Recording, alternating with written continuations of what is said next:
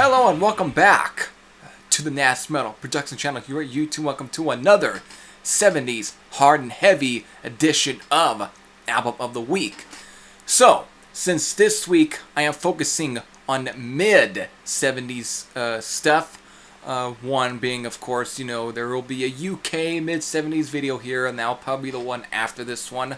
So, of course, because always you have to start with UK because of pretty much that country is pretty much always considered to be the first one to actually create the whole heavy metal movement and everything like that, the whole sound.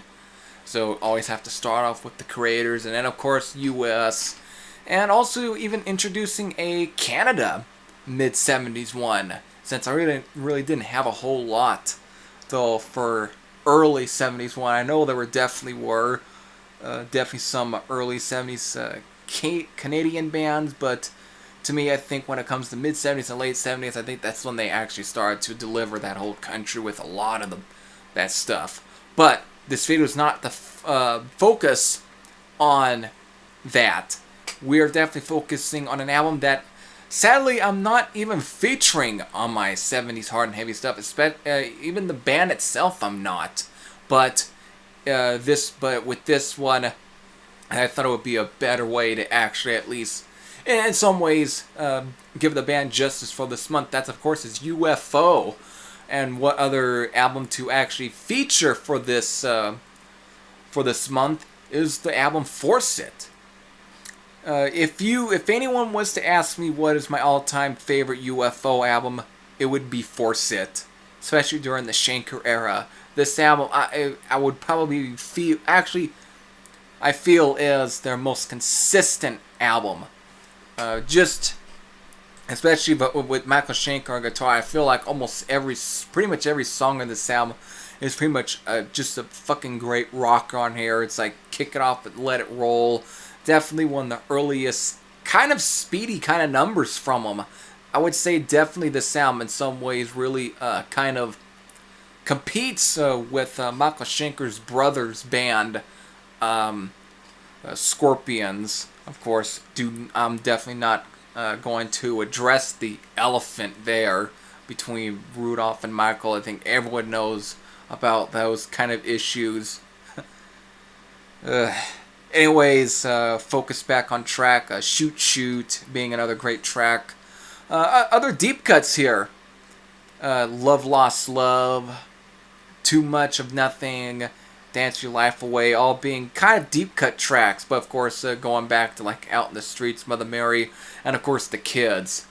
It's all great songs on this album. Of course, even the ballad High Flyer is actually a pretty good ballad here. Definitely competing with some of the best ballads from Scorpions. All around, this is definitely, I would feel, is definitely a more consistent album, though I wouldn't say there was ever a bad UFO album, but this album for me when it comes to the Schenker era is my absolute favorite because of just how well rounded and how much of a punch this album packs. Just a completely great record. Of course, there are other good albums from them as well during this time, but Force It is the one that does it for me. However, let me also kind of talk about the album cover here. Let's definitely take a focus on it. Of course, UFO artwork, starting with this album, really started to give them some controversy. And of course, just like with the Scorpions, there was definitely probably the two of the biggest bands that actually have real controversial artwork. This one in particular is definitely kind of controversial, but it also feels kind of notorious in some ways, since it actually features the two people, of course, kind of kissing or so on the artwork are actually from a band, though not a rock band, a totally different band. Of course, I mean, they named their names, which is, of course, got the Wikipedia page on here. It's Genesis, P. Orridge, and Cozy Fanny Tootie. These two people right here would go on to form probably one of the most notorious or underground industrial bands, Throbbing Gristle being the name, who's did a song very cult in a way, which of course is titled Hamburger Lady. If you ever listen to that track, you probably might be fucking disturbed. The fact that Throbbing Gristle ties in with UFO's Force It and who are known for that track, to me is fucking crazy. I found that out through my brother, of course, but it's pretty damn insane that UFO ended up kind of connecting themselves with such a fucking band who are notorious for such a song. Really completely blows my mind. And I don't know how many people out there actually know about that and actually know about the whole ties between the Force It artwork and the band Throbbing Gristle. Completely, it's fascinating. But I definitely wanted to kind of address that here in this one.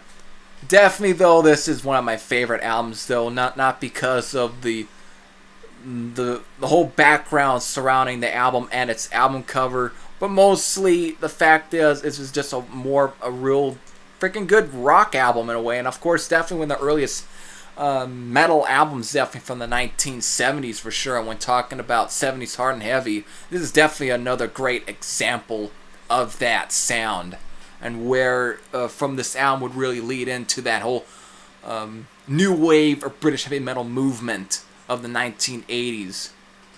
As along with the UFO, Budgie, Scorpions, Judas Priest, of course, Deep Purple and Uriah Heep and so on. They definitely went and influenced the whole new movement.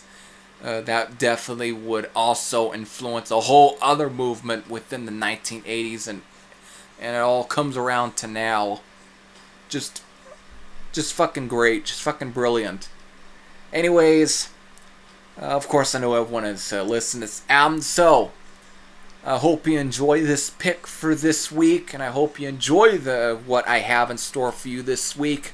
So until then, this is Heavy Thrash. I say I'm out, and I'll see you later. Take care, everyone.